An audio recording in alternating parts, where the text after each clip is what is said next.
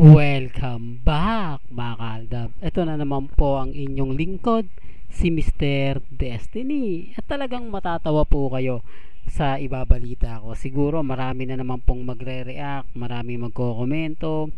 O Mr. Destiny, sabi ko wag namang ibibigay yung mga ganyang update na yan. Nakakainis lang yan, nakakadismaya lang yan. Alam naman nating hindi totoo yan.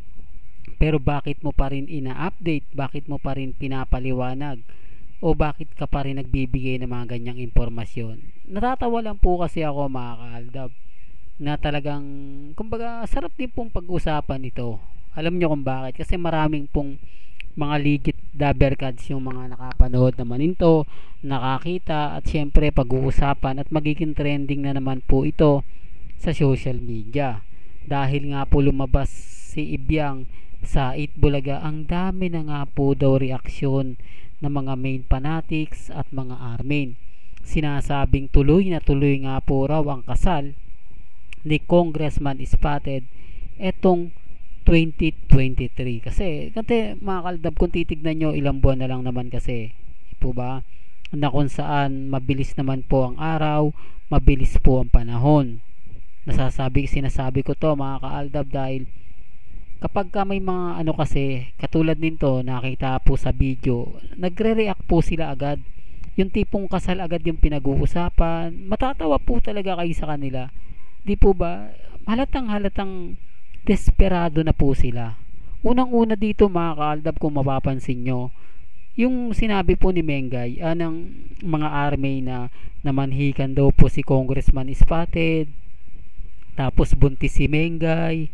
Hindi po ba? Yung desperado talaga, yung tipong hindi sila kontento sa naging ginawa na ni Congressman Spotted na wedding proposal.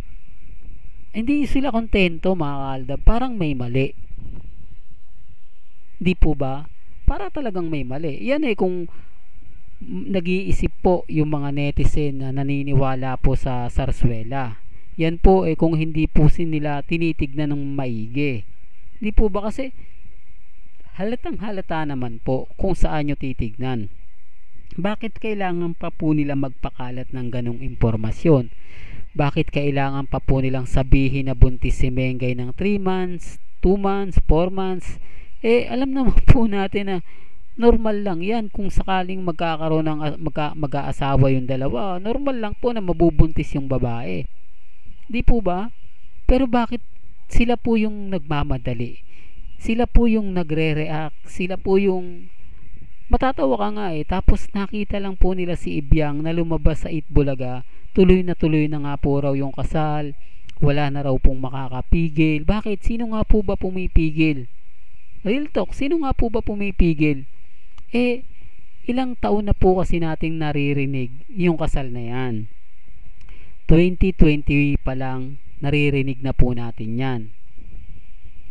Dumating yung point na tumakbo ng congressman si Mr. Spotted.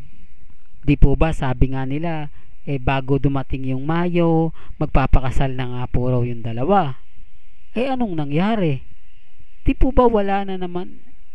Ito, natatawa nga po ako mga kaaldab sa mga nagkakalat po ng mga issue. Tapos sinasabing kinasal nga po raw ito sa Siargao o sa Palawan, sa isang private hotel. Mantakin mo mga kaaldab, ang dami po nilang galaw, ang dami po nilang kumbaga sinasabi na wala namang kabuluhan, wala namang pong umaawat, wala namang pong pumipigil po sa kanila. Pero bakit nagmamadali sila? Bakit sila po yung nagpapaputok ng balita, gayong hindi naman po nagre-react si Congressman Spotted? Di po ba? Ngayon kung titignan nyo, nasan si Congressman Spotted? Nasa District 1 lang. Di po ba? Na po pwedeng pumunta siya sa APT, sunduin si Mengay. Di po ba? Ipakita sa kumbaga mag-video, kung ara, etc. Di po ba? Kaya nga po natatawa na lang ako sa lalo na po sa mga tuwan-tuwa sa mga kumakalat ngayon, nagpipiestahan yung mga armin at mga main fanatics Kaya ako nga po ina-update to para alam nyo rin po. Di po ba? Kasi alam ko naman na sa iba nyo rin to makakababasa, sa iba nyo rin po ito mapapanood. Kaya inuunahan ko na po kayo. Kaya doon po sa mga hindi po gusto yung mga ganitong update, pasensya na po kayo. Pero sa tingin ko naman po, kailangan nyo rin po itong malaman. At doon po sa mga taong o sa mga mami, sa mga titas na laging gusto po tayong makuna ng update at meron na po sila, di po ba? Hindi na po sila magre-react kapag uy, ganito ganyan, may nabalitaan ako, etc. Yan, tapos na yan, napanood ko na yan eh. Di po ba? Yun po yung gusto ko rin na linawin. Hindi porket may nababalitaan tayong ganyan, agad-agad. Hindi ko po yan ina-update pag hindi po magte-trending, pag hindi pinag-uusapan. Bulaga kasi ang nakasaklaw dito mga kaaldab eh. Kaya malakas po yung hatak nito sa netizen. Ibig kong sabihin, mas madali siya maging trending, di po ba? Doon naman po sa sugal ni Main Polkerson na kung saan bingo, marami nagre-react doon mga kaaldab, sinasabing bakit daw pinatulan ni Menga yun, alam niya naman na sugal ang bingo, di po ba?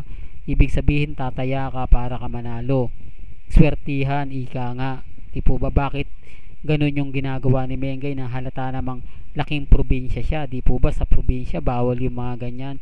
Desperado na nga po ba si Mengay sa mga endorsement, kaya niya pinapatulan dahil talagang wala na po ba, di po ba? At bakit sumama pa siya kina Ogie Diaz at sa mga taga ibang ABS-CBN?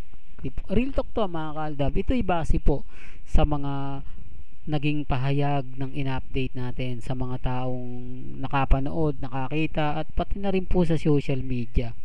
Medyo yung iba disappoint sa napanood nila, sa mga nakita nila, na katulad nga po na isang Main Polkerson parang nagpo-promote ng isang sugal na gustong tangkilikin.